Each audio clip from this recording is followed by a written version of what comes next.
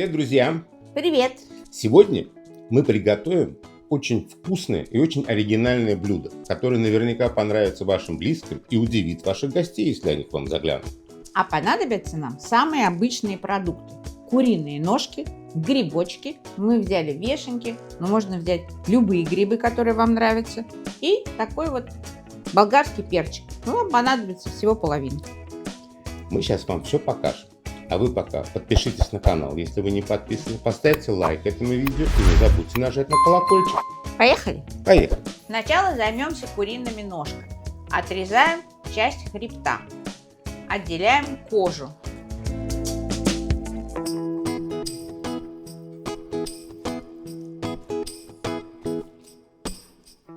И отрубаем кость.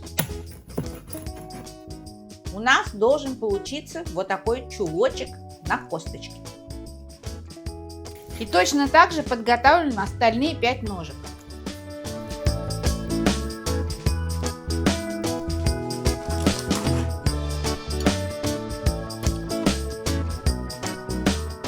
Следующая наша задача – отделить мясо от кости.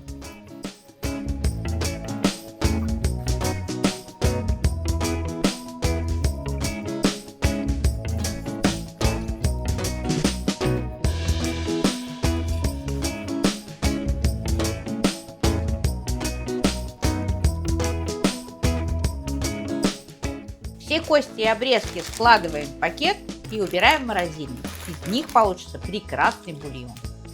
Получившееся куриное филе мелко нарубим.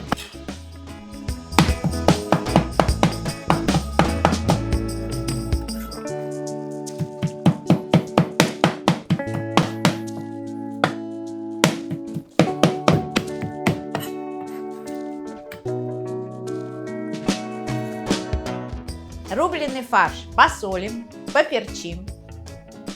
Добавим чайную ложку сладкой паприки, 2 столовые ложки соевого соуса и как следует все перемешаем.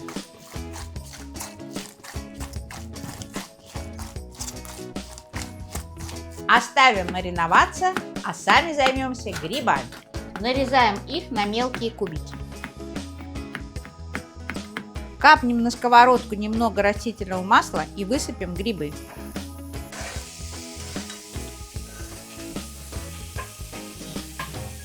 Посолим и тушим грибы до тех пор, пока не испарится вся влага. Пока грибы тушатся, нарежем мелкими кубиками половинку болгарского перчика.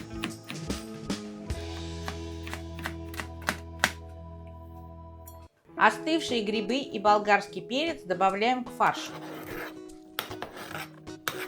Все перемешиваем до однородности. Теперь самое главное. Заполняем начинкой наши заготовки. Стараемся делать это как можно плотнее. Заворачиваем края и отправляем на противень. Укладываем их заворотом вниз.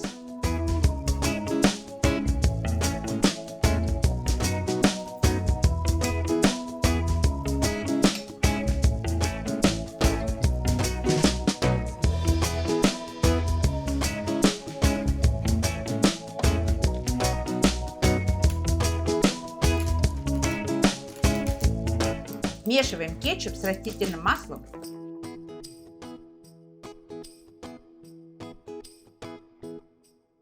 и смазываем этой смесью наши заготовки.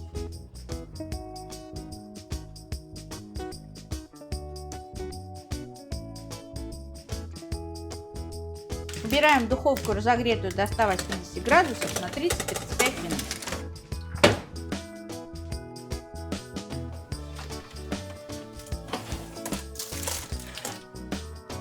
Фаршированные куриные ножки готовы. Разрежем и посмотрим, какие они получились внутри.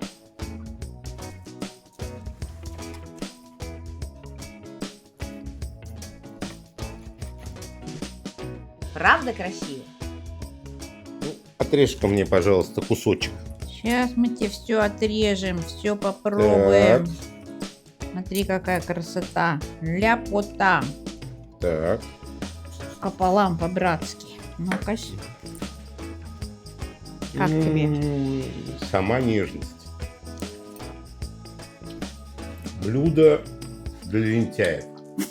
Жевать не надо, косточки грызть не надо. Все само тает во рту.